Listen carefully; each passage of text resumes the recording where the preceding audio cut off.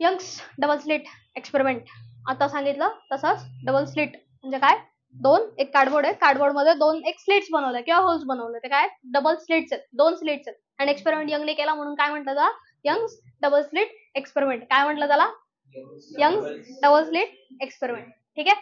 तर आता Young's double slit experiment मध्ये तुम्हाला फ्रिंजचं विड्थ काढायचे. फ्रिंज विड्थ म्हणजे काय की जे alternate dark and bright fringes आपल्याला मिळणार आहेत, ऑल्टरनेट डार्क कलर मिळणार आहे, एक ब्राईट कलर असेल, एक परत डार्क कलर, एक परत ब्राईट कलर, असे जे ऑल्टरनेट कलर मिळणार आहेत तर त्याची विड्थ आहे, ही विड्थ आपल्याला फाइंड करायची. ठीक आहे. प्रत्येकाची ही फ्रिंज विड्थ आपल्याला फाइंड करायची आहे आणि त्याचे डिस्टन्स काय असेल. जर सपोज मी विचारलं की सेकंड ब्राईट फ्रिंज कुठे येईल ते सांगा. ठीक आहे. सेकंड ब्राईट फ्रिंज कुठे येईल ते सांगा. तर ते फ्रिंजचा डिस्टन्स पण आपल्याला काढता आलं पाहिजे. ठीक आहे.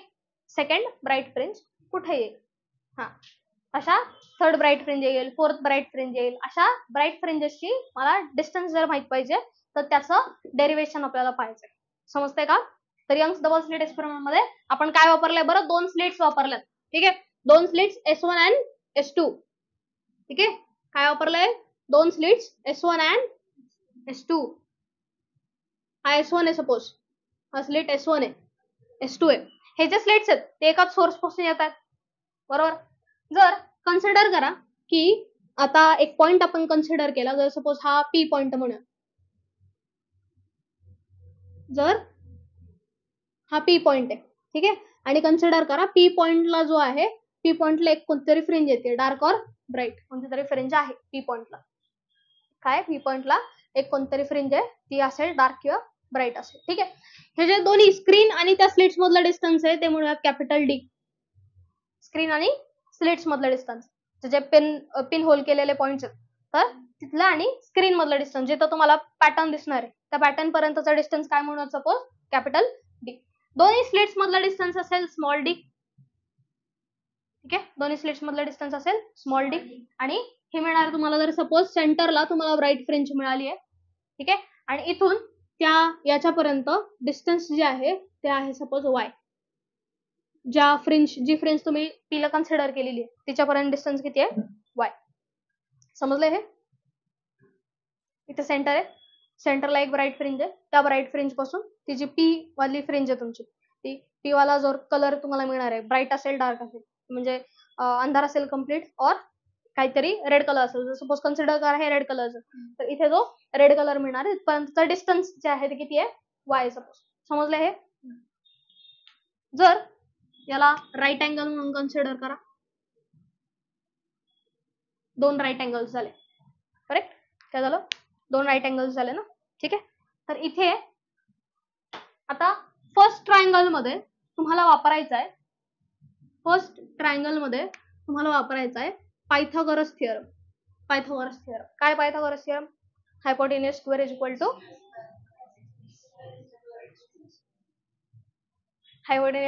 इक्वल टू काय तो base square plus height square. मग इथे फर्स्ट ट्रायंगल मध्ये इन ट्रायंगल, आता इथे याला O आणि काय म्हणायचं, याला O आणि Q म्हणूयात सपोज. ठीक आहे.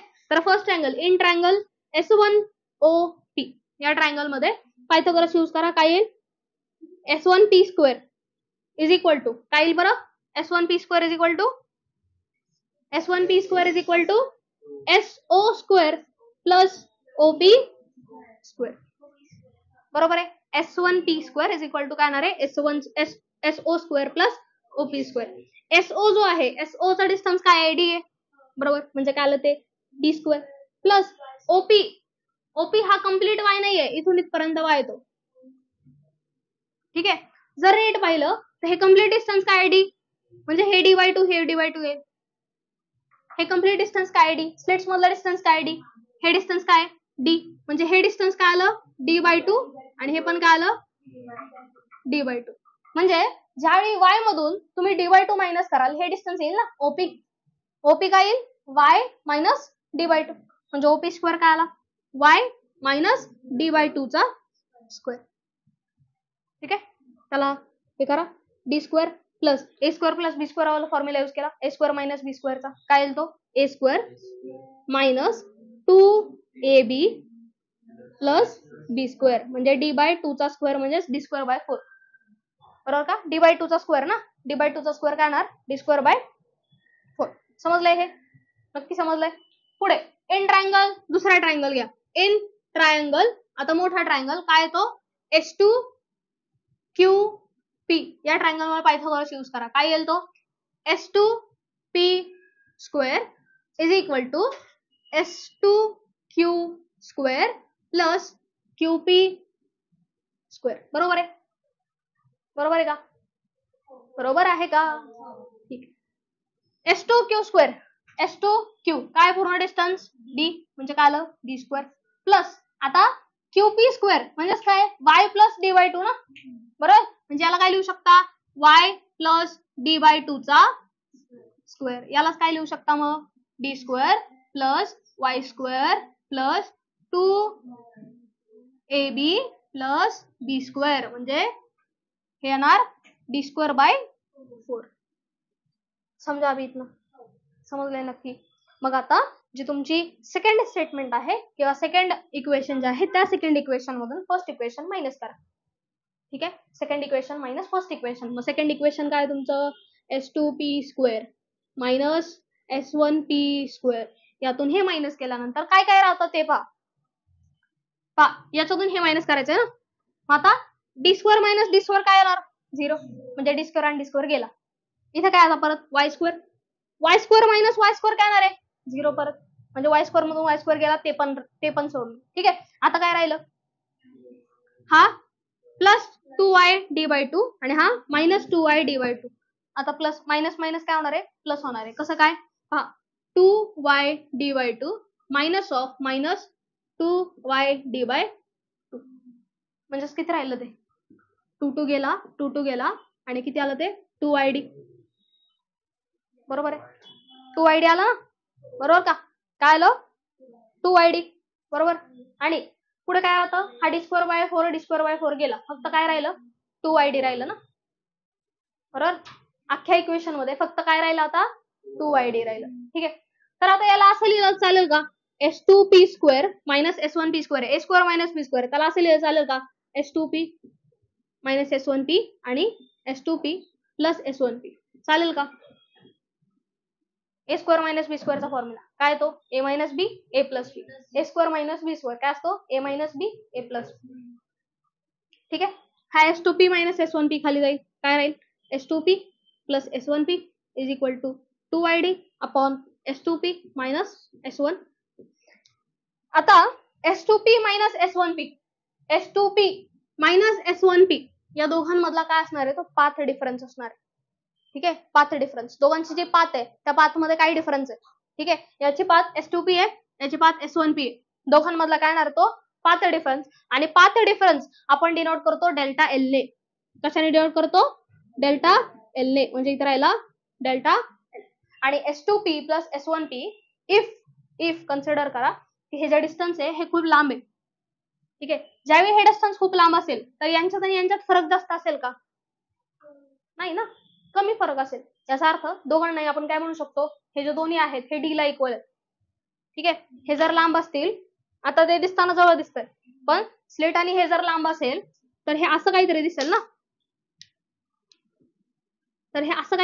ना, बरोबर. आणि हेच नियरली कोणाला इक्वल आहे D ला इक्वल आहे, नियरली D ला इक्वल आहे.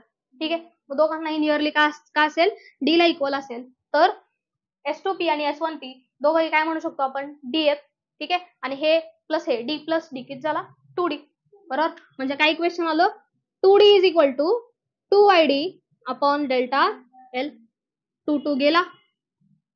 ठीक आहे, इथे डेल्टा एल काय मिळेल बरं डेल्टा ए इकडे जाईल आणि D इकडे जाईल म्हणजे काय मिळेल delta l is equal to YD/D. ठीक आहे, डेल्टा एल काय मिळाला YD/D. आता याच्यात एक चेंज करायचा आहे फक्त तुम्हाला. आता मला सांगा पाथ डिफरन्स म्हणजे काय असतो दोघांमध्ये काय तो डिफरन्स येतोय तो. ठीक आहे, आता पाथ डिफरन्स ज्यावेळी 1 लॅम्बडाचा असेल त्यावेळी कन्स्ट्रक्टिव्ह इंटरफरन्स होतो. असं का होतं की जर सपोज ही वेव्ह आहे. ठीक आहे, आणि याला इंटरफर करायचं दुसऱ्या वेव्ह सोबत, दुसरी वेव्ह ही असेल सपोज. ठीक आहे, क्रेस्टला क्रेस्ट इंटरफर झाली, ट्रफला ट्रफ इंटरफर झाली. त्याचा अर्थ काय कन्स्ट्रक्टिव्ह इंटरफरन्स झाला ना हा. ठीक आहे, जर एका लॅम्बडाचा डिफरन्स असेल तरी पण कन्स्ट्रक्टिव्ह इंटरफरन्स होईल का 1 लॅम्बडाचा डिफरन्स आहे एक लॅमडा म्हणजे एवढा. तरी पण आता क्रेस्ट आणि क्रेस्ट इंटरफर होती, टर्फ आणि टर्फ इंटरफर होते. एक लॅमडाचा डिफरन्स आहे.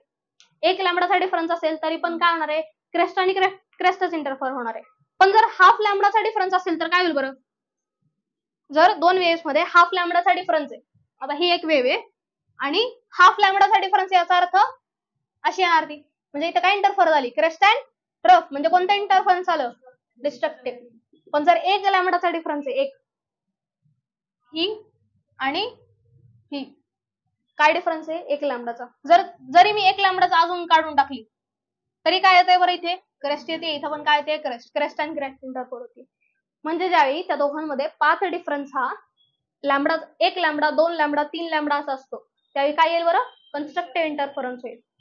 पाथ डिफरन्स हा एक लॅमडाचा असेल, दोन लॅमडाचा असेल, तीन लॅमडाचा असेल, चार लॅमडाचा असेल. लॅमडा बाय 2 चा असेल तर डिस्ट्रक्टिव्ह इंटरफरन्स येईल, बरोबर का? लॅमडा बाय 2 चा असेल तर काय होईल, डिस्ट्रक्टिव्ह इंटरफरन्स येईल. पण जर लॅमडाचा असेल तर कन्स्ट्रक्टिव्ह इंटरफरन्स येतो. म्हणजे पाथ डिफरन्स जो असला पाहिजे फॉर कन्स्ट्रक्टिव्ह इंटरफरन्स, इथे लिहित्या फॉर कन्स्ट्रक्टिव्ह इंटरफरन्स, त्यात दिसतंय का?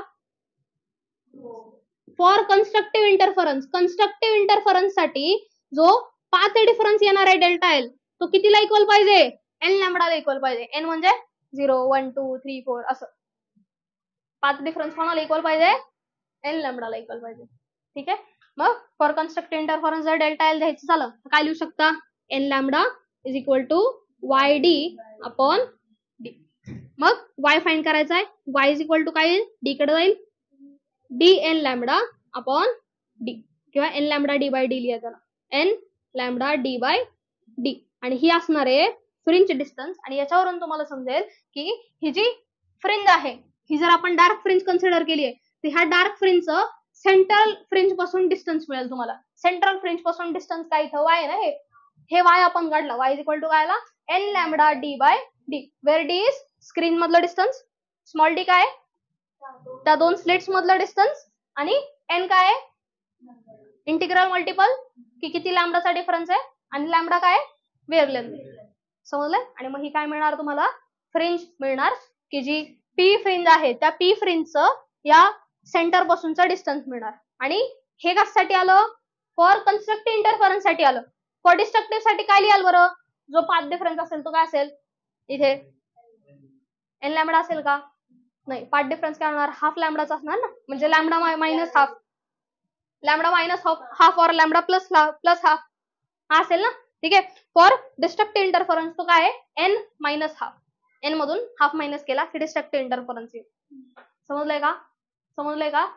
फॉर डिस्ट्रक्टिव्हचा वरती लिहित्या हे रफ करून, हे समजलंय का, नक्की समजलंय का, नक्की समजलंय का?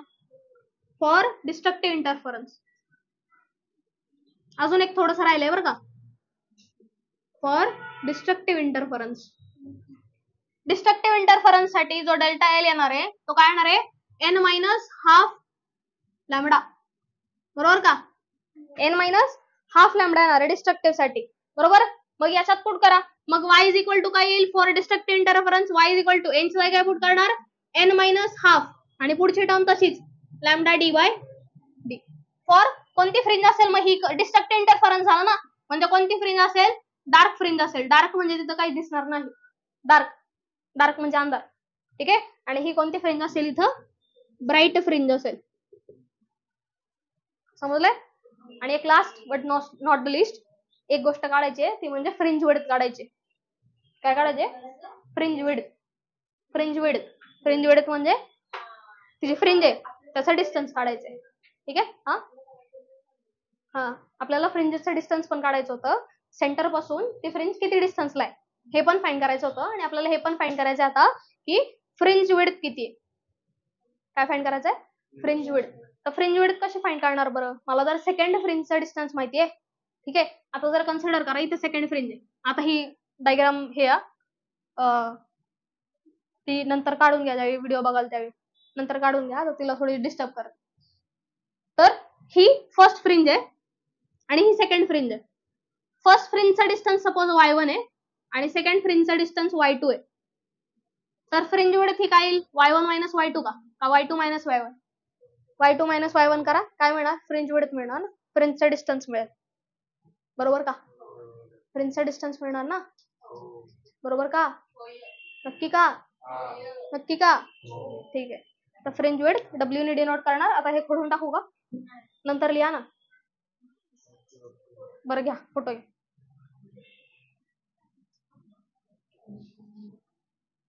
झालं?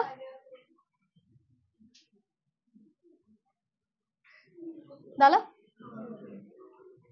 ठीक आहे. आता फ्रिंज विड्थ फाइंड करायची आहे.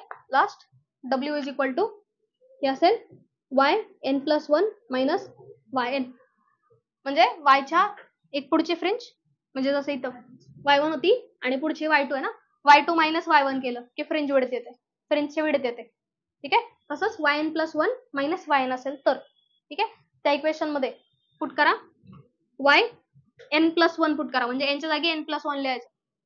ठीक आहे. पुढची फ्रिंज आहे ना ती. नाही तर असंही करू शकता तुम्ही, y2 मायनस y1 असंही करू शकता.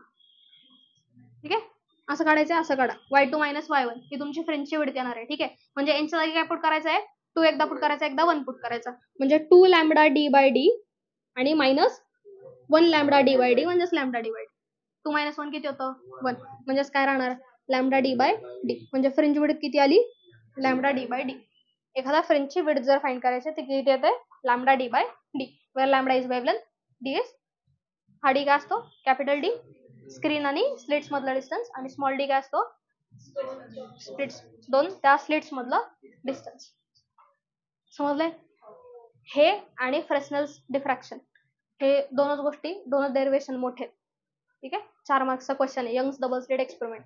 ठीक आहे. आणि त्याच्यात काय डिराईव्ह करायचं आहे की find the fringe width and the distance of nth bright fringe. nth bright fringe असेल ही कन्सिडर केली ना, nth ब्राइट फ्रिंज, कुठली तरी ब्राइट फ्रिंज आहे ती, तर तिचं डिस्टन्स फाइंड करायचं आहे तुम्हाला from the central fringe. Centre पासून त्या ब्राइट फ्रिंज पर्यंतचा डिस्टन्स काय, ते किती आलंय हे लक्षात ठेवायचं. हे काय आलंय? फॉर ब्राइट फ्रिंज असेल म्हणजे कन्स्ट्रक्ट इंटरफरन्स झालाय, तिथं y ची व्हॅल्यू काय येते? n lambda d by d. जर डिस्ट्रक्टिव्ह झालाय तिथं काय येते? n minus half lambda d by d. ठीक आहे. समजलंय का? नंबर ऑफ फ्रिंज ही डिफर करणार. आता इथे कसं सेकंड फ्रिंज आहे ना, सेकंड ब्राइट फ्रिंज आहे ना, सेकंड ब्राइट फ्रिंज आहे. ठीक आहे. जर सपोज म्हटलं थर्ड ब्राइट फ्रिंज तर 3 लॅम्बडा d बाय येणार. फोर्थ फ्रिंज म्हणजे 4 लॅम्बडा d बाय d येणार. समजतंय का? समजलंय नक्की? ठीक, घ्या.